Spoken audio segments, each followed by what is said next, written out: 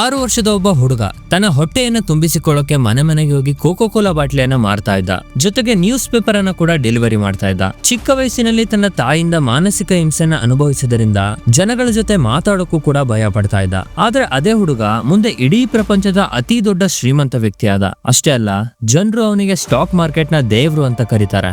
ಇದು Warren Buffett ಅವರ ಕಥೆ. ಹಾಗಾದ್ರೆ ಅವರು ಅಷ್ಟು ಕೆಳಗಿನಿಂದ ಮೇಲೆ ಬಂದು ಪ್ರಪಂಚದ ಅತಿ ದೊಡ್ಡ ಇನ್ವೆಸ್ಟರ್ ಹೇಗೆ ಆದ್ರು ಅನ್ನೋದನ್ನ ಈ ವಿಡಿಯೋದಲ್ಲಿ ಡೀಟೇಲ್ ಆಗಿ ನೋಡೋಣ. ಅದಕ್ಕಿಂತ ಮುಂಚೆ ನಿಮ್ಮ ಜೀವನದ ಇನ್ಸ್ಪಿರೇಷನ್ ಯಾರು ಅನ್ನೋದನ್ನ ನನಗೆ ಕೆಳಗೆ ಕಾಮೆಂಟ್ ಮಾಡಿ ತಿಳಿಸಿ. ಮತ್ತೆ ಈ ವಿಡಿಯೋವನ್ನ ನನ್ನ ಜೊತೆ ಕೊನೆವರೆಗೂ ನೋಡಿ. ವಾರನ್ ಬಫೆಟ್ ಅವರು 1930 ಆಗಸ್ಟ್ 30ರಂದು ಅಮೆರಿಕದ ಒಮಾಹಾ ನಬ್ರಾಸ್ಕಾದಲ್ಲಿ ಹುಟ್ಟಿದ್ರು. ಅವರು ಹುಟ್ಟೋದಕ್ಕೆ ಒಂದು ವರ್ಷ ಮುಂಚೆನೆ ಅಮೆರಿಕದಲ್ಲಿ ದ ಗ್ರೇಟ್ ಡಿಪ್ರೆಷನ್ ಶುರುವಾಗಿತ್ತು. ಅದು 1939ರವರೆಗೆ ಇತ್ತು. ಆ ಸಮಯದಲ್ಲಿ ದೇಶದಲ್ಲಿ ತುಂಬಾ ಕಷ್ಟದ ಪರಿಸ್ಥಿತಿ ಇತ್ತು. ಜನರ ಜೀವನ ಮಟ್ಟ ತುಂಬಾ ಕೆಳಗೆ ಇಳಿದಿತ್ತು. ತಿನ್ನೋಕು ಕೂಡ ಕಷ್ಟ ಪಡಬೇಕಿತ್ತು. ಅದೇ ಟೈಮಲ್ಲಿ ವಾರನ್ ಬಫೆಟ್ ಅವರ ತಂದೆ ಹುವಾರ್ಡ್ ಬಫೆಟ್ ಬ್ಯಾಂಕಿನಲ್ಲಿದ್ದ ಕೆಲಸವನ್ನ ಕಳ್ಕೊಂಡ್ರು. ಆಮೇಲೆ ಅವರು ತಮ್ಮ ಉಳಿದ ಹಣದಿಂದಲೇ ಒಂದು ಸಣ್ಣ ಕಂಪನಿಯನ್ನ ಶುರು ಮಾಡಿದ್ರು. ಅಲ್ಲಿ ಅವರು ಸ್ಟಾಕ್ಸ್ ಮತ್ತು ಬಾಂಡ್ ಗಳನ್ನ ಮಾರ್ತಾ ಇದ್ರು. ಆರ್ಥಿಕ ಸಮಸ್ಯೆ ಮತ್ತು ಅಪ್ಪನ ಕೆಲಸ ಹೋಗಿದ್ರಿಂದ ವಾರನ್ ಬಫೆಟ್ ಮತ್ತು ಅವರ ಕುಟುಂಬ ತುಂಬಾ ಕಷ್ಟವನ್ನ ಅನುಭವಿಸಬೇಕಾಗಿತ್ತು. ಆಗ್ಲೇ ವಾರನ್ ಬಫೆಟ್ಗೆ ಚಿಕ್ಕ ವಯಸ್ಸಿನಿಂದಲೇ ಹಣ ಎಷ್ಟು ಮುಖ್ಯ ಅನ್ನೋದು ಗೊತ್ತಾಗತ್ತೆ. ಅದಕ್ಕೆ ಅವರು ಅಪ್ಪನ ಕೆಲಸದಲ್ಲಿ ಆಸಕ್ತಿಯನ್ನ ತೋರಿಸಿ ಸ್ಟಾಕ್ಸ್, ಬಾಂಡ್ಸ್ ಮತ್ತೆ ಇನ್ವೆಸ್ಟ್ಮೆಂಟ್ ಅಂದ್ರೆ ಏನು ಅನ್ನೋದನ್ನ ಅರ್ಥ ಮಾಡ್ಕೊಳ್ಳೋಕೆ ಶುರು ಮಾಡ್ತಾರೆ. ವಾರನ್ ಬಫೆಟ್ ಚಿಕ್ಕಂದಿನಿಂದಲೇ ತುಂಬಾ ಇಂಟ್ರೋವರ್ಟ್ ಆಗಿದ್ರು. ಹೊರಗೆ ಹೋಗೋದು ಅಥವಾ ಹೊಸ ಫ್ರೆಂಡ್ಸ್ ಅನ್ನ ಮಾಡ್ಕೊಳ್ಳೋದು ಅವರಿಗೆ ಇಷ್ಟನೇ ಇರಲಿಲ್ಲ. ಅದಕ್ಕೆ ಮುಖ್ಯ ಕಾರಣ ಅವರ ಅಮ್ಮ ಲೈಲಾ ಬಫೆಟ್ ಅವರಿಂದ ಸಿಗ್ತಾ ಇದ್ದ ಮಾನಸಿಕ ಹಿಂಸೆ. ಲೈಲಾ ಬಫೆಟ್ ಅವರ ಮನೆಯಲ್ಲಿ ಮಾನಸಿಕ ಸಮಸ್ಯೆಗಳು ಇದ್ವು. ಅವರಲ್ಲಿ ಕೆಲವರು ಮೆಂಟಲ್ ಆಸ್ಪತ್ರೆಗೂ ಕೂಡ ಹೋಗಿದ್ರು. ಹಾಗಾಗಿ ಲೈಲಾ ಬಫೆಟ್ ಅವರ ಮಾನಸಿಕ ಸ್ಥಿತಿ ಕೂಡ ಸರಿಯಾಗಿರ್ಲಿಲ್ಲ. ಅವರು ವಾರನ್ ಬಫೆಟ್ ಮತ್ತು ಅವನ ತಂಗಿಗೆ ಬೈಯೋದು, ಹೊಡೆಯೋದು ಮತ್ತೆ ಚಿತ್ರಹಿಂಸೆಯನ್ನ ಕೊಡ್ತಾ ಇದ್ರು. ಸಾಮಾನ್ಯವಾಗಿ ಅಮ್ಮ ಅಂದ್ರೆ ಮಕ್ಕಳಿಗೆ ಒಂದು ರಕ್ಷಕಿ ಇದ್ದ ಹಾಗೆ. ಅವರಿಂದ ಪ್ರೀತಿ ಮತ್ತೆ ಅಫೆಕ್ಷನ್ ಅನ್ನ ನಾವು ಎಕ್ಸ್ಪೆಕ್ಟ್ ಮಾಡ್ತೀವಿ. ಅಂತಹ ಟೈಮಲ್ಲಿ ಅಮ್ಮ ಹೀಗೆ ಮಾಡಿದ್ರೆ ಯಾವ ಮಕ್ಕಳಿಗೂ ಬಾಲ್ಯ ಚೆನ್ನಾಗಿರೋದಿಲ್ಲ. ಅದರಲ್ಲೂ ಬೇರೆ ಮಕ್ಕಳ ಪೋಷಕರು ಎಷ್ಟು ಪ್ರೀತಿ ತೋರಿಸ್ತಾರೆ ಅಂತ ನೋಡಿದಾಗ ತುಂಬಾನೇ ನೋವಾಗುತ್ತೆ. ಇದೆಲ್ಲ ಆದಮೇಲೆ ವಾರನ್ ಬಫೆಟ್ ಹೊರಗಿನ ಪ್ರಪಂಚದಿಂದ ದೂರ ಇದ್ರು. ಅವರು ಜಾಸ್ತಿ ಸಮಯ ಅವರ ಅಪ್ಪನ ಲೈಬ್ರರಿಯಲ್ಲೇ ಕಳೀತಾ ಇದ್ರು. ಅಲ್ಲೇ ಅವರು ಪುಸ್ತಕಗಳ ಜೊತೆ ಫ್ರೆಂಡ್ಲಿ ಆದ್ರು. ಇದರಿಂದಾನೇ ಅವರಿಗೆ ಇನ್ವೆಸ್ಟ್ಮೆಂಟ್ ಮತ್ತೆ ವ್ಯಾಪಾರದ ಬಗ್ಗೆ ಹುಚ್ಚು ಶುರುವಾಯ್ತು. 6 ವರ್ಷದವರಿದ್ದಾಗ ವಾರನ್ ಬಫೆಟ್ ತಮ್ಮ ಅಜ್ಜ ಅಜ್ಜಿ ಹತ್ರ ಹೋಗಿ, ನೀವು ನನಗೆ ಸ್ವಲ್ಪ ಕೋಕೋ ಕೋಲಾ ಬಾಟ್ಲಿಯನ್ನ ಕೊಡ್ಬೋದಾ? ನಾನು ಅವುಗಳನ್ನ ನಮ್ಮ ಮನೆ ಹತ್ರ ಇರೋರಿಗೆ ಮಾರಾಟ ಮಾಡ್ತೀನಿ ಅಂತ ಕೇಳಿದ್ರು. ಆಗ ಅವರ ಅಜ್ಜ ಅಜ್ಜಿ ಚಿಕ್ಕ ಮಗುವಿನ ಮಾತು ಕೇಳಿ ಅಚ್ಚರಿ ಪಡ್ತಾರೆ. ಆದ್ರೆ ವಾರನ್ ಬಫೆಟ್ ತುಂಬಾ ಕೇಳಿದ್ರಿಂದ ಅವರು ಒಪ್ಪಿಕೊಳ್ತಾರೆ. ಹೀಗೆ ವಾರನ್ ಬಫೆಟ್ ತನ್ನ 6ನೇ ವಯಸ್ಸಿನಲ್ಲೇ ತಮ್ಮ ಮೊದಲ ವ್ಯಾಪಾರವನ್ನ ಶುರು ಮಾಡ್ತಾರೆ. ಅದರಿಂದ ಅವರು ಪ್ರತಿ 6 ಬಾಟ್ಲಿಯನ್ನ ಮಾರಿದ್ರೆ $0.65 ಲಾಭ ಗಳಿಸ್ತಾ ಇದ್ರು. ಆದ್ರೆ ಆ ದುಡ್ಡಿಗೆ ಅವರಿಗೆ ಖುಷಿ ಇರ್ಲಿಲ್ಲ. ಅವರು ಇನ್ನಷ್ಟು ಗಳಿಸಬೇಕು ಅಂತ ಅನ್ಕೊಂಡಿದ್ರು. ಅದಕ್ಕೆ ಅವರು ಕೋಕೋ ಕೋಲಾ ಜೊತೆಗೆ ಚ್ಯೂಯಿಂಗ್ ಗಮ್ ಮತ್ತೆ ಮ್ಯಾಗಝೈನ್ ಗಳನ್ನು ಕೂಡ ಮಾರೋಕೆ ಶುರು ಮಾಡಿದ್ರು. 11ನೇ ವಯಸ್ಸಿನಲ್ಲಿ ಅವರು ಸಿಟಿ ಸರ್ವಿಸ್ ಅನ್ನೋ ಒಂದು ಆಯಿಲ್ ಮತ್ತೆ ಗ್ಯಾಸ್ ಕಂಪನಿಯಲ್ಲಿ ತಮ್ಮ ಮೊದಲು ಶೇರ್ಸ್ ಅನ್ನ ಖರೀದಿಸ್ತಾರೆ. ಅದರ ಒಂದು ಶೇರಿನ ಬೆಲೆ $38.5 ಇತ್ತು. ಆದ್ರೆ ಕೆಲವು ದಿನಗಳ ನಂತರ ಅದರ ಬೆಲೆ $27ಕ್ಕೆ ಇಳಿದೋಗುತ್ತೆ. ಇದನ್ನ ನೋಡಿ ವಾರನ್ ಬಫೆಟ್ಗೆ ಸ್ವಲ್ಪ ನಿರಾಶೆ ಆಗುತ್ತೆ. ಆದ್ರೂ ಅವರು ಮುಂದೆ ಇದು ಲಾಭ ಕೊಡುತ್ತೆ ಅನ್ನೋ ನಂಬಿಕೆ ಇತ್ತು. ಅದಕ್ಕೆ ಅವರು ಈ ಶೇರ್ಗಳ ಬೆಲೆ $40 ಹೋಗೋ ತನಕ ಮಾರಬಾರ್ದು ಅಂತ ನಿರ್ಧಾರ ಮಾಡಿದ್ರು. ಸ್ವಲ್ಪ ಸಮಯದ ನಂತರ ಸಣ್ಣ ಲಾಭಕ್ಕೆ ಆ ಶೇರ್ ಅನ್ನ ಮಾರಿದ್ರು. ಆದ್ರೆ ಅವರು ಮಾರಿದ ಸ್ವಲ್ಪ ದಿನದಲ್ಲೇ ಆ ಶೇರಿನ ಬೆಲೆ $200ಗಿಂತ ಹೆಚ್ಚು ಏರಿತು. ಇದನ್ನ ನೋಡಿ ವಾರನ್ ಬಫೆಟ್ಗೆ ತುಂಬಾ ಪಶ್ಚಾತ್ತಾಪ ಆಗುತ್ತೆ. ಆದ್ರೆ ಅವರಿಗೆ ಒಂದು ಪಾಠ ಸಿಕ್ತು. ಯಾವಾಗ್ಲೂ ಇನ್ವೆಸ್ಟ್ ಮಾಡ್ಬೇಕಾದ್ರೆ ಲಾಂಗ್ ಟರ್ಮ್ಗೆ ಇನ್ವೆಸ್ಟ್ ಮಾಡ್ಬೇಕು ಅಂತ. ಕೆಲವು ವರ್ಷಗಳ ನಂತರ ಅವರ ಅಪ್ಪ US ಕಾಂಗ್ರೆಸ್ ಸದಸ್ಯರಾಗಿ ಆಯ್ಕೆ ಆದ್ರು. ಅದಕ್ಕೆ ಇಡೀ ಬಫೆಟ್ ಫ್ಯಾಮಿಲಿ ಒಮಾಹಾದಿಂದ ವಾಷಿಂಗ್ಟನ್ DC ಸ್ಥಳಾಂತರಿಸಬೇಕಾಯ್ತು. ಇಲ್ಲಿ ಬರೀ 14ನೇ ವಯಸ್ಸಿನಲ್ಲಿ ಅವರು ನ್ಯೂಸ್ ಪೇಪರ್ ಡೆಲಿವರಿ ಮಾಡೋಕೆ ಶುರು ಮಾಡಿದ್ರು. ಇದರಿಂದ ಅವರು ಪ್ರತಿ ತಿಂಗಳು $175 ಅನ್ನ ಗಳಿಸ್ತಾ ಇದ್ರು. ಇದು ಇವತ್ತಿನ ಲೆಕ್ಕದಲ್ಲಿ ಸುಮಾರು $3,000ಕ್ಕೆ ಸಮ. ಹೇಗೋ ಸ್ವಲ್ಪ ಹಣ ಸೇರಿಸಿ ವಾರನ್ ಬಫೆಟ್ ಅವರ ಫ್ರೆಂಡ್ ಜೊತೆ ಸೇರಿ $25ಗೆ ಒಂದು ಪಿನ್ ಬಾಲ್ ಮಷೀನ್ ಅನ್ನ ಖರೀದಿಸ್ತಾರೆ. ಅದನ್ನ ಒಂದು ಅಂಗಡಿಯಲ್ಲಿ ಇಡ್ತಾರೆ. ಇದರಿಂದ ತಮ್ಮ ಸರದಿಗೆ ಕಾಯ್ತಾ ಇದ್ದ ಮತ್ತೆ ಟೈಮ್ ಪಾಸ್ ಮಾಡ್ತಾ ಇದ್ದ ಜನರು ಆ ಪಿನ್ ಬಾಲ್ ಅಲ್ಲಿ ಆಟ ಆಡ್ತಾ ಇದ್ರು. ಇದರಿಂದ ವಾರನ್ ಬಫೆಟ್ಗೂ ದುಡ್ಡು ಬರ್ತಾ ಇತ್ತು ಮತ್ತೆ ಅಂಗಡಿಯವರೆಗೂ ಕಮಿಷನ್ ಸಿಗ್ತಾ ಇತ್ತು. ವಾರನ್ ಬಫೆಟ್ ತಮ್ಮ 10ನೇ ವಯಸ್ಸಿನಲ್ಲಿದ್ದಾಗ 1000 Ways to Make $1,000 ಅನ್ನೋ ಪುಸ್ತಕವನ್ನ ಓದಿದ್ರು. ಅದರಲ್ಲಿ $1,000 ಅನ್ನ ಗಳಿಸೋಕೆ ಸಾವಿರಾರು ವಿಧಾನದ ಬಗ್ಗೆ ಹೇಳಲಾಗಿತ್ತು. ಮತ್ತೆ ಈ ಪುಸ್ತಕದಲ್ಲಿ ಪಿನ್ ಬಾಲ್ ವ್ಯಾಪಾರದ ಬಗ್ಗೆನೂ ಹೇಳಿದ್ರು. ಅದರಿಂದಲೇ ಅವರಿಗೆ ಈ ವ್ಯಾಪಾರ ಶುರು ಮಾಡಬೇಕು ಅನ್ನೋ ಆಸೆ ಇತ್ತು. ಅವರು ಅಂದುಕೊಂಡಂತೆ ಮೊದಲ ಪಿನ್ ಬಾಲ್ ಮಷೀನ್ ನಿಂದ ಅವರಿಗೆ ತುಂಬಾ ಲಾಭ ಆಯ್ತು. ಆ ದುಡ್ಡಿನಿಂದ ಅವರು ನಿಧಾನವಾಗಿ ಇನ್ನಷ್ಟು ಪಿನ್ ಬಾಲ್ ಮಷೀನ್ ಗಳನ್ನ ಖರೀದಿಸ್ತಾರೆ. ಸ್ವಲ್ಪ ಸಮಯದ ನಂತರ ಅವರು ತಮ್ಮ ಬಿಸ್ನೆಸ್ ಅನ್ನ $1,200ಗೆ ಮಾರ್ತಾರೆ. ಆ ದುಡ್ಡಿನಿಂದ ಅವರು ತಮ್ಮ ಮೊದಲ ಆಸ್ತಿಯನ್ನ ಖರೀದಿ ಮಾಡ್ತಾರೆ. ಅದು 40 ಎಕರೆಯ ಜಮೀನು. ಆಶ್ಚರ್ಯ ಏನಂದ್ರೆ ಆ ಟೈಮಲ್ಲಿ ಅವರಿಗೆ ಕೇವಲ 15 ವರ್ಷ ವಯಸ್ಸಾಗಿತ್ತು. ಈ ಸಾಧನೆ ಒಮಾಹಾದ ಹುಡುಗ ಮುಂದೆ ತುಂಬಾ ದೊಡ್ಡ ಕೆಲಸವನ್ನ ಮಾಡ್ತಾನೆ ಅನ್ನೋದನ್ನ ಸ್ಪಷ್ಟಪಡಿಸಿತ್ತು. 1947ರಲ್ಲಿ ತಮ್ಮ ಪದವಿ ಮುಗಿಸಿದ ಮೇಲೆ ವಾರನ್ ಬಫೆಟ್ ಅವರು ಪೂರ್ಣವಾಗಿ ಸ್ಟಾಕ್ ಬ್ರೋಕರ್ ಆಗಿ ಕೆಲಸ ಮಾಡಬೇಕು ಅಂತ ಅನ್ಕೊಳ್ತಾರೆ. ಆದ್ರೆ ಅವರ ಅಪ್ಪನಿಗೆ ಇದು ಇಷ್ಟ ಇರಲಿಲ್ಲ. ಅವರು ವಾರನ್ ಬಫೆಟ್ ಮುಂದೆ ಓದ್ಬೇಕು ಅಂತ ಅನ್ಕೊಂಡಿದ್ರು. ಅದಕ್ಕೆ ವಾರನ್ ಬಫೆಟ್ ಪೆನಿನ್ಸುಲಾದ ವಿಶ್ವವಿದ್ಯಾಲಯವನ್ನ ಸೇರಿಕೊಂಡ್ರು.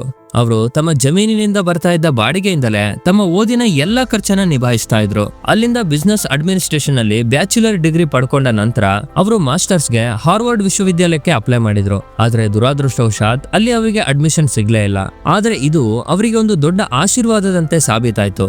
ಯಾಕಂದ್ರೆ ಹಾರ್ವರ್ಡ್ ವಿಶ್ವವಿದ್ಯಾಲಯದಿಂದ ತಿರಸ್ಕಾರ ಆದ್ಮೇಲೆ ಅವರು ಕೊಲಂಬಿಯಾದ ಬಿಸ್ನೆಸ್ ಸ್ಕೂಲ್ಗೆ ಅಡ್ಮಿಷನ್ ತಗೊಂಡ್ರು. ಅಲ್ಲಿ ಅವರಿಗೆ ಒಬ್ಬ ವ್ಯಕ್ತಿ ಸಿಗ್ತಾರೆ. ಅವರ ಕಾರಣದಿಂದಲೇ ಇವತ್ತು ವಾರನ್ ಬಫೆಟ್ ಅನ್ನ ಇಡೀ ಪ್ರಪಂಚವೇ ತಿಳಿದಿದ್ದು. ಹೌದು, ಆ ವ್ಯಕ್ತಿಯ ಹೆಸರು ಬೆಂಜಮಿನ್ ಗ್ರಹಾಂ. ಅವರು ಅದೇ ವಿಶ್ವವಿದ್ಯಾಲಯದಲ್ಲಿ ಪ್ರೊಫೆಸರ್ ಆಗಿದ್ರು. ಬೆಂಜಮಿನ್ ಗ್ರಹಾಂ ತುಂಬಾ ಒಳ್ಳೆಯ ಎಕನಾಮಿಸ್ಟ್ ಮತ್ತೆ ಇನ್ವೆಸ್ಟರ್ ಕೂಡ ಆಗಿದ್ರು. ಅವರು ಬರೆದ ದಿ ಇಂಟೆಲಿಜೆಂಟ್ ಇನ್ವೆಸ್ಟರ್ ಅನ್ನೋ ಪುಸ್ತಕ ಅದೇ ವರ್ಷ ಪ್ರಕಟ ಆಗಿತ್ತು. ಅದು ವಾರನ್ ಬಫೆಟ್ಗೆ ತುಂಬಾ ಇಷ್ಟ ಆಗಿತ್ತು. ಹಾಗಾಗಿ ಅವರು ಬೆಂಜಮಿನ್ ಗ್ರಹಾಂ ಅವರ ಮಾತುಗಳನ್ನ ತುಂಬಾ ಆಸಕ್ತಿಯಿಂದ ಕೇಳ್ತಾ ಇದ್ರು ಮತ್ತೆ ಅದನ್ನ ಅನುಸರಿಸೋಕೆ ಕೂಡ ಪ್ರಯತ್ನ ಮಾಡ್ತಾ ಇದ್ರು. ಇದರಿಂದ ಅವರು ಬೆಂಜಮಿನ್ ಗ್ರಹಾಂ ಅವರ ನೆಚ್ಚಿನ ವಿದ್ಯಾರ್ಥಿಯಾಗಿ ಬದಲಾದ್ರು. ಜೊತೆಗೆ ವಾರನ್ ಬಫೆಟ್ ಕೂಡ ಬೆಂಜಮಿನ್ ಗ್ರಹಾಂ ಅವರನ್ನ ತನ್ನ ಅಪ್ಪನ ನಂತರ ತನ್ನ ಜೀವನದ ತುಂಬಾ ಪ್ರಭಾವಶಾಲಿ ವ್ಯಕ್ತಿ ಅಂತ ಬಯಸ್ತಾರೆ. ವಾರನ್ ಬಫೆಟ್ ಎಕಾನಮಿಯಲ್ಲಿ ತಮ್ಮ ಮಾಸ್ಟರ್ಸ್ ಪದವಿಯನ್ನ ಮುಗಿಸಿದ್ಮೇಲೆ ತಮ್ಮ ವೃತ್ತಿ ಜೀವನದ ಬಗ್ಗೆ ತುಂಬಾ ಉತ್ಸಾಹಿಕರಾಗಿದ್ರು. ಮತ್ತೆ ಅತಿ ದೊಡ್ಡ ಇನ್ವೆಸ್ಟ್ಮೆಂಟ್ ಸಂಸ್ಥೆಗಳ ಹೆಡ್ ಕ್ವಾರ್ಟರ್ಸ್ ಹತ್ರ ಅಂದ್ರೆ ನ್ಯೂಯಾರ್ಕ್ ಸ್ಟಾಕ್ ಎಕ್ಸ್ಚೇಂಜ್ ಹತ್ರ ಕೆಲಸ ಮಾಡೋಕೆ ಇಷ್ಟಪಡ್ತಿದ್ರು. ಆದ್ರೆ ಅವರಿಗೆ ಒಂದು ದೊಡ್ಡ ಸಮಸ್ಯೆ ಇತ್ತು. ಏನಂದ್ರೆ ವ್ಯಾಪಾರ ಮತ್ತೆ ಹೂಡಿಕೆ ಬಗ್ಗೆ ಚೆನ್ನಾಗಿ ತಿಳ್ಕೊಂಡಿದ್ರು ಸಹ ವಾರನ್ ಬಫೆಟ್ ಸ್ವಭಾವದಿಂದ ಇಂಟ್ರೋವರ್ಟ್ ಆಗಿದ್ರು. ಅವರಿಗೆ ಜನರ ಜೊತೆ ಮಾತಾಡೋಕೆ ಭಯ ಆಗ್ತಾ ಇತ್ತು. ಇದೇ ಭಯದಿಂದಾಗಿ ಅವರು ತುಂಬಾನೇ ನರ್ವಸ್ ಆಗ್ತಾ ಇದ್ರು. ವಾರನ್ ಬಫೆಟ್ ಹೀಗೆ ಇದ್ರೆ ನಾನು ಯಶಸ್ಸು ಸಾಧಿಸೋಕಾಗಲ್ಲ ಅಂತ ಯೋಚಿಸಿದ್ರು. ಅದಕ್ಕೆ ಅವರು ಮೊದಲು ತಮ್ಮ ಭಯವನ್ನ ಹೋಗಲಾಡಿಸಬೇಕು ಅಂತ ನಿರ್ಧಾರ ಮಾಡ್ತಾರೆ. ಹೇಗೋ ಧೈರ್ಯ ಮಾಡಿ ಅವರು ಒಂದು ಕಮ್ಯುನಿಕೇಶನ್ ಕೋರ್ಸ್ ಅನ್ನ ಮಾಡ್ತಾರೆ. ಮತ್ತೆ ತಮ್ಮ ಮೇಲೆ ಮಾಡಿಕೊಂಡ ಆ ಒಂದು ಇನ್ವೆಸ್ಟ್ಮೆಂಟ್ ಅವರಿಗೆ ತುಂಬಾ ಲಾಭದಾಯಕ ಅಂತ ಸಾಬೀತಾಗುತ್ತೆ. ಯಾಕಂದ್ರೆ ಅದರಿಂದನೇ ಅವರು ತಮ್ಮ ಭಯವನ್ನ ಗೆಲ್ತಾರೆ. ಕೆಲವು ಸಮಯದ ನಂತರ ಬೆಂಜಮಿನ್ ಗ್ರಹಾಂ ಬಫೆಟ್ ಅವರನ್ನ ಕಾಂಟ್ಯಾಕ್ಟ್ ಮಾಡ್ತಾರೆ. ತಮ್ಮ ಇನ್ವೆಸ್ಟ್ಮೆಂಟ್ ಸಂಸ್ಥೆಯಲ್ಲಿ ಕೆಲಸದ ಅವಕಾಶ ಮಾಡಿದ್ರು. ವಾರನ್ ಬಫೆಟ್ ಇದನ್ನೇ ಹುಡುಕ್ತಾ ಇದ್ರು. ಅಂದ್ರೆ ಕೆಲಸ ಮಾಡ್ತಾ ಕಲಿಯೋಕೆ ಅವರಿಗೆ ಅವಕಾಶ ಸಿಗ್ತಾ ಇತ್ತು. ಹಾಗಾಗಿ ಗುರುಗಳಿಂದಲೇ ಆಫರ್ ಸಿಕ್ಕ ಮೇಲೆ ಬೇಡ ಅಂತ ಹೇಳೋ ಚಾನ್ಸೇ ಇರೋದಿಲ್ಲ. ಅವರು ತಕ್ಷಣ ಅವರ ಸಂಸ್ಥೆಗೆ ಜಾಯಿನ್ ಆಗ್ತಾರೆ. ಇಲ್ಲಿ ಅವರು ಸೆಕ್ಯೂರಿಟಿ ಅನಾಲಿಸಿಸ್ ಮತ್ತೆ ಕಂಪನಿಗಳ ವ್ಯಾಲ್ಯೂಯೇಷನ್ ಹೇಗೆ ಮಾಡೋದು ಅಂತ ಕಲಿತಾ ಇದ್ರು. ಆದ್ರೆ ಇಲ್ಲಿ ಕೆಲಸ ಮಾಡ್ತಾ ಮಾಡ್ತಾ ವಾರನ್ ಬಫೆಟ್ಗೆ ಒಂದು ವಿಷಯ ಗೊತ್ತಾಗುತ್ತೆ. ಅವರ ಮತ್ತು ಬೆಂಜಮಿನ್ ಗ್ರಹಾಂ ಅವರ ಯೋಚನೆಯಲ್ಲಿ ತುಂಬಾ ವ್ಯತ್ಯಾಸ ಇತ್ತು. ವಾರನ್ ಬಫೆಟ್ ಅವರ ಸಿದ್ಧಾಂತ ಏನಿತ್ತು ಅಂದ್ರೆ ಯಾವುದೇ ಕಂಪನಿಯ ಮ್ಯಾನೇಜ್ಮೆಂಟ್ ಎಷ್ಟು ಚೆನ್ನಾಗಿದೆ ಅನ್ನೋದು ತುಂಬಾ ಮುಖ್ಯ. ಆದ್ರೆ ಬೆಂಜಮಿನ್ ಗ್ರಹಾಂ ಆ ಕಂಪನಿಯ ಸಂಖ್ಯೆ ಮತ್ತು ಬ್ಯಾಲೆನ್ಸ್ ಶೀಟ್ ಅಲ್ಲಿ ತುಂಬಾ ಆಸಕ್ತಿಯನ್ನ ವಹಿಸ್ತಾ ಇದ್ರು. ಇಷ್ಟು ವ್ಯತ್ಯಾಸ ಇದ್ರು ಇಬ್ಬರು ಒಬ್ಬರನ್ನೊಬ್ಬರು ಮೆಚ್ಚುಗೆ ಮಾಡ್ತಾನೆ ಇದ್ರು. ಇಲ್ಲಿ ಕೆಲಸ ಮಾಡ್ಬೇಕಾದ್ರೆ ವಾರನ್ ಬಫೆಟ್ ಹೊಸ ಹೊಸ ಕಂಪನಿಗಳ ಬಗ್ಗೆ ಸಂಶೋಧನೆ ಮಾಡ್ತಾ ಇರ್ತಾರೆ. ಇದೇ ಟೈಮ್ ಅಲ್ಲಿ ಅವರಿಗೆ ನ್ಯೂಯಾರ್ಕ್ ನಲ್ಲಿರೋ ಒಂದು ಚಾಕ್ಲೇಟ್ ಕಂಪನಿ ರಾಕ್ ವುಡ್ ಬಗ್ಗೆ ಗೊತ್ತಾಗುತ್ತೆ. ಅದು ಕೋಕೋ ಬೀನ್ಸ್ ಬೆಲೆ ಸಡನ್ ಆಗಿ ಜಾಸ್ತಿ ಆಗಿದ್ರಿಂದ ಲಾಭ ಮಾಡೋಕೆ ಕಷ್ಟ ಪಡ್ತಾ ಇತ್ತು. ವಾರನ್ ಬಫೆಟ್ಗೆ ಮಾರ್ಕೆಟ್ ಪರಿಸ್ಥಿತಿ ಸರಿ ಆದ್ರೆ ಕಂಪನಿ ಮತ್ತೆ ಲಾಭ ಗಳಿಸುತ್ತೆ ಅನ್ನೋ ನಂಬಿಕೆ ಇತ್ತು. ಅದಕ್ಕೆ ಅವರು ಒಂದು ದೊಡ್ಡ ರಿಸ್ಕ್ ಅನ್ನ ತಗೊಳ್ತಾರೆ. ಅವರು ತಮ್ಮ 75% ಸೇವಿಂಗ್ಸ್ ಅನ್ನ ಅಲ್ಲಿ ಹೂಡಿಕೆ ಮಾಡ್ತಾರೆ. ಆದ್ರೆ ಗ್ರಹಾಂ ಅವರಿಗೆ ಒಂದೇ ಕಂಪನಿಯಲ್ಲಿ ಇಷ್ಟೊಂದು ಇನ್ವೆಸ್ಟ್ ಮಾಡೋದು ಇಷ್ಟ ಇರಲಿಲ್ಲ. ಅವರು ಎಚ್ಚರಿಕೆಯನ್ನ ಕೂಡ ಕೊಡ್ತಾರೆ. ಆದ್ರೂ ಕೂಡ ವಾರನ್ ಬಫೆಟ್ ರಿಸ್ಕ್ ಅನ್ನ ತಗೊಂಡ್ರು. ಈಗ ಅವರಿಗೆ ಭಯ ಶುರುವಾಗುತ್ತೆ. ಕಂಪನಿಯ ಷೇರು ಜಾಸ್ತಿ ಆಗದಿದ್ರೆ ಅವರು ತಮ್ಮ ದುಡ್ಡುಗಳ ಜೊತೆಗೆ ಗುರುಗಳ ಕಣ್ಣಲ್ಲಿ ತಮ್ಮ ಗೌರವನ ಕೂಡ ಕಳ್ಕೊಳ್ತಾರೆ ಅಂತ. ಅಂದ್ರೆ ವಾರನ್ ಬಫೆಟ್ಗೆ ಎಲ್ಲವೂ ಪಣಕ್ಕಿಟ್ಟಂತೆ ಇತ್ತು. ಅದೃಷ್ಟವಶಾತ್ ವಾರನ್ ಬಫೆಟ್ ಏನ್ ಅನ್ಕೊಂಡಿದ್ರು ಅದೇ ಆಯ್ತು. 1950ರ ಟೈಮಲ್ಲಿ ಆರ್ಥಿಕತೆ ಮತ್ತೆ ಚೇತರಿಸಿಕೊಂಡಿತ್ತು. ಇದರಿಂದ ವಾರನ್ ಬಫೆಟ್ಗೆ ತುಂಬಾ ಲಾಭ ಆಗುತ್ತೆ. ಇಲ್ಲಿಯವರೆಗೆ ಸ್ಟಾಕ್ ಮಾರ್ಕೆಟ್ ಅಲ್ಲಿ ಹೂಡಿಕೆ ಮಾಡಿ ವಾರನ್ ಬಫೆಟ್ ಎಷ್ಟು ದುಡ್ಡು ಮಾಡಿದ್ದಾರೆ ಅಂತ ನಿಮಗೆ ಈಗ ಗೊತ್ತಾಗುತ್ತೆ. ನಾನು ನಮ್ಮ ವೀಕ್ಷಕರಿಗೆ ಯಾವಾಗ್ಲೂ ಸ್ಟಾಕ್ ಮಾರ್ಕೆಟ್ ಅಲ್ಲಿ ಇನ್ವೆಸ್ಟ್ ಮಾಡ್ಬೇಕು ಅಂತ ಹೇಳ್ತಾ ಇರ್ತೇನೆ. ಆದ್ರೆ ನನಗೆ ಗೊತ್ತು ಎಲ್ರಿಗೂ ಕೂಡ ಇದರ ಬಗ್ಗೆ ಮಾಹಿತಿ ಇರೋದಿಲ್ಲ. ಅದಕ್ಕೆ ಈಗ ನಾನು ಸ್ವಲ್ಪ ಹೊತ್ತು ಮ್ಯೂಚುವಲ್ ಫಂಡ್ಸ್ ಅಲ್ಲಿ ಹೇಗೆ ಇನ್ವೆಸ್ಟ್ ಮಾಡಬೇಕು ಅಂತ ಸಲಹೆಯನ್ನ ಕೊಡ್ತೇನೆ. ಈ ವಿಡಿಯೋದಲ್ಲಿ ನಾನು ಯಾವ ಫಂಡ್ಸ್ ಗಳ ಬಗ್ಗೆ ಹೇಳ್ತೇನೋ ಅದು ಕೇವಲ ಕಲಿಯೋದಕ್ಕೆ ಮಾತ್ರ. ಇದು ಯಾವುದೇ ರೀತಿ ಬೈ ಮತ್ತೆ ಸೆಲ್ ಮಾಡೋದಕ್ಕೆ ಶಿಫಾರಸಲ್ಲ. ಮ್ಯೂಚುವಲ್ ಫಂಡ್ಸ್ ಗಳು ಬೇಕಾದಷ್ಟು ರೀತಿಯಲ್ಲಿ ಇರುತ್ತೆ. ಉದಾಹರಣೆಗೆ ನಿಫ್ಟಿ 50 ಇಂಡೆಕ್ಸ್ ಫಂಡ್. ಇದರ ಪ್ರಕಾರ ನೀವು ಇಂಡಿಯಾದ ಟಾಪ್ 50 ಕಂಪನಿಗಳಲ್ಲಿ ಇನ್ವೆಸ್ಟ್ ಮಾಡ್ತೀರಾ. ಇವುಗಳನ್ನ ದೊಡ್ಡ ಕಂಪನಿಗಳು ಅಂತ ಕರೀತಾರೆ. ನೀವೇನಾದ್ರೂ NSE ವೆಬ್ಸೈಟ್ ಅಲ್ಲಿ ಹೋಗಿ ನೋಡಿದ್ರೆ ಇದರಲ್ಲಿ ಟೋಟಲ್ 750 ಕಂಪನಿಗಳಿದೆ. ಇದರಲ್ಲಿ large cap company, mid cap company ಮತ್ತೆ ಸ್ಮಾಲ್ ಕ್ಯಾಪ್ ಗಿಂತ ಸಣ್ಣ ಕಂಪನಿಗಳು ಇದೆ. ಹಾಗಾಗಿ ನಿಫ್ಟಿ 50 ಅಲ್ಲಿ ಹೂಡಿಕೆ ಮಾಡಿದ್ರೆ ನೀವು ಬರೀ ಇಂಡಿಯಾದ ಟಾಪ್ 50 ಕಂಪನಿಯಲ್ಲಿ ಇನ್ವೆಸ್ಟ್ ಮಾಡ್ತೀರಾ. ಇದರಲ್ಲಿ ನಿಮ್ಮ ರಿಸ್ಕ್ ಕೂಡ ಸ್ವಲ್ಪ ಕಡಿಮೆ ಇರುತ್ತೆ. ನಿಫ್ಟಿ ನೆಕ್ಸ್ಟ್ 50 ಅಲ್ಲಿ ಇನ್ವೆಸ್ಟ್ ಮಾಡಿದ್ರೆ ನೀವು ಮುಂದಿನ 50 ಕಂಪನಿಗಳಲ್ಲಿ ಇನ್ವೆಸ್ಟ್ ಮಾಡ್ತೀರಾ. ಇದು ಮಿಡ್ ಕ್ಯಾಪ್ ಕಂಪನಿ ಆಗಿರುತ್ತೆ. ಮತ್ತೆ ಇದರಲ್ಲಿ ನಿಫ್ಟಿ 50 ಗಿಂತ ಜಾಸ್ತಿ ರಿಟರ್ನ್ ಅನ್ನ ಎಕ್ಸ್ಪೆಕ್ಟ್ ಮಾಡಬಹುದು. ನೀವು 10 ವರ್ಷದ ಮಾಹಿತಿ ನೋಡಿದ್ರೆ ನಿಫ್ಟಿ 50 14% ರಿಟರ್ನ್ ಅನ್ನು ಕೊಟ್ಟಿದೆ, ಮತ್ತೆ ನಿಫ್ಟಿ ಮಿಡ್ ಕ್ಯಾಪ್ 22% ರಿಟರ್ನ್ ಕೊಟ್ಟಿದೆ. ಅದೇ ನಿಫ್ಟಿ ಸ್ಮಾಲ್ ಕ್ಯಾಪ್ ಅನ್ನ ನೋಡಿದ್ರೆ 20% ರಿಟರ್ನ್ ಅನ್ನು ಕೊಟ್ಟಿದೆ. ಜೊತೆಗೆ ಕೊನೆಯದು ನಿಫ್ಟಿ ಮೈಕ್ರೋ ಕ್ಯಾಪ್ ಅನ್ನ ನೋಡಿದ್ರೆ 27% ರಿಟರ್ನ್ ಅನ್ನು ಕೊಟ್ಟಿದೆ. ಈಗ ನೀವು ನೋಡಿದ್ರೆ ಮೈಕ್ರೋ ಕ್ಯಾಪ್ ನಿಫ್ಟಿ 50 ಗಿಂತ ಆದಾಯ ಜಾಸ್ತಿ ಕೊಟ್ಟಿದೆ, ಆದ್ರೆ ಇದರಲ್ಲಿ ರಿಸ್ಕ್ ಕೂಡ ಜಾಸ್ತಿ ಇರುತ್ತೆ.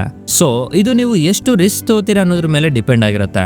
ನಿಫ್ಟಿ 50 ಅಲ್ಲಿ ಎಲ್ಲಾ ಕಂಪನಿಗಳು ದೊಡ್ಡ ಕಂಪನಿಗಳು ಆಗಿದ್ರೆ, Nifty total market index fund ಅಲ್ಲಿ 70% ದೊಡ್ಡ ಕಂಪನಿಗಳು, 16% ಮೀಡಿಯಂ ಕಂಪನಿಗಳು, ಮತ್ತೆ 13% ಸಣ್ಣ ಹಾಗೂ ಅತಿ ಸಣ್ಣ ಕಂಪನಿಗಳು ಇರುತ್ತೆ. ಇದರಿಂದ ಈ ಫಂಡ್ ಸ್ವಲ್ಪ ಸಮತೋಲನದಲ್ಲಿ ಬ್ಯಾಲೆನ್ಸ್ ಆಗಿರುತ್ತೆ. ಇಲ್ಲಿ ನೀವು ಸ್ಮಾಲ್, ಮೀಡಿಯಂ ಮತ್ತೆ ಮೈಕ್ರೋ ಕಂಪನಿಗಳಲ್ಲಿ ಪ್ರತ್ಯೇಕವಾಗಿ ಟ್ರ್ಯಾಕ್ ಮಾಡಬೇಕಾಗಿಲ್ಲ. ಹಿಂದಿನ 10 ವರ್ಷದ ಮಾಹಿತಿಯನ್ನ ನೋಡಿದ್ರೆ ನಿಫ್ಟಿ 50 13% ಆದಾಯವನ್ನು ಕೊಟ್ಟಿದೆ, ಆದ್ರೆ Nifty total market index fund 15% ಆದಾಯವನ್ನು ಕೊಟ್ಟಿದೆ. 15 ವರ್ಷಗಳ ಮಾಹಿತಿ ನೋಡಿದ್ರು ಕೂಡ ನಿಫ್ಟಿ 50 14% ಆದಾಯ ಕೊಡುತ್ತೆ, ಮತ್ತೆ Nifty total market index fund 15.2% ಆದಾಯವನ್ನು ಕೊಟ್ಟಿದೆ. ಅಂದ್ರೆ Nifty total market index fund ಯಾವಾಗ್ಲೂ ನಿಫ್ಟಿ 50 ಗಿಂತ ಚೆನ್ನಾಗಿ ಪ್ರದರ್ಶನ ಮಾಡ್ತಾ ಇದೆ. ಆದ್ರೆ ನೀವು ಇದನ್ನ ನೆನ್ಪಿಟ್ಕೋಬೇಕು, ಹಿಂದೆ ಆ ರಿಟರ್ನ್ ಬಂದಿದ್ರೆ ಮುಂದೇನು ಅದೇ ರಿಟರ್ನ್ ಬರಬೇಕು ಅಂತ ಇಲ್ಲ. ಇದರಿಂದ ನಮಗೆ ಬರೀ ಒಂದು ಐಡಿಯಾ ಸಿಗುತ್ತೆ ಅಷ್ಟೇ. ಮತ್ತೆ ನೆನ್ಪಿರ್ಲಿ, ಇದು ಕೇವಲ ಎಜುಕೇಶನ್ ಪರ್ಪಸ್ ಮಾತ್ರ, ಯಾವುದೇ ರೀತಿ ಬೈ ಮತ್ತೆ ಸೆಲ್ ಮಾಡೋಕೆ ಶಿಫಾರಸಲ್ಲ. ಮತ್ತೆ ನಿಮಗೆ ಈ ಮ್ಯೂಚುವಲ್ ಫಂಡ್ಸ್ ಅಲ್ಲಿ ಹೇಗೆ ಇನ್ವೆಸ್ಟ್ ಮಾಡಬೇಕು ಅಂತ ತಿಳ್ಕೊಳ್ಬೇಕಂದ್ರೆ, ಒಂದು ಫುಲ್ ಡೀಟೇಲ್ ವಿಡಿಯೋ ಬೇಕು ಅಂದ್ರೆ ಕೆಳಗೆ ಎಸ್ ಅಂತ ಕಮೆಂಟ್ ಮಾಡಿ, ನಾನು ಇದರ ಬಗ್ಗೆ ಫುಲ್ ಡೀಟೇಲ್ ವಿಡಿಯೋವನ್ನ ಮಾಡ್ತೀನಿ.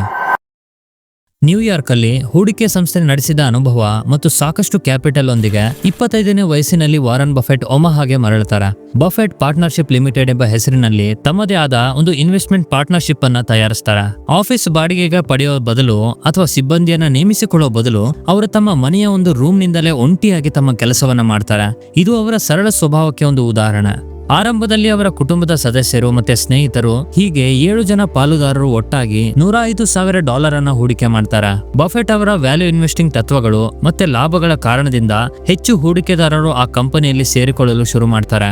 ವಾರನ್ ಬಫೆಟ್ ತಮ್ಮ ಗುರು ಬೆಂಜಮಿನ್ ಗ್ರಹಾಂ ಅವರಿಂದ ಪ್ರಭಾವಿತರಾಗಿ ಕಡಿಮೆ ಬೆಲೆಯ ಷೇರುಗಳಲ್ಲಿ ಹೂಡಿಕೆ ಮಾಡಲು ಪ್ರಾರಂಭ ಮಾಡ್ತಾರೆ. ಈ ಷೇರುಗಳ ನಿಜವಾದ ಬೆಲೆ ಅವುಗಳ ಪ್ರಸ್ತುತ ಬೆಲೆಗಿಂತ ತುಂಬಾ ಹೆಚ್ಚಾಗಿರುತ್ತೆ. 1960ರ ದಶಕದಲ್ಲಿ $105,000 ಇಂದ ಆರಂಭಿತವಾದ ಹೂಡಿಕೆ ಅವತ್ತಿಗೆ 7.2 ಮಿಲಿಯನ್ಗೆ ಹೆಚ್ಚಾಗುತ್ತೆ. ಇದೇ ಸಮಯದಲ್ಲಿ ವಾರನ್ ಬಫೆಟ್ ಅವರ ವೈಯಕ್ತಿಕ ಸಂಪತ್ತು 1 ಮಿಲಿಯನ್ ಅನ್ನ ದಾಟಿತ್ತು.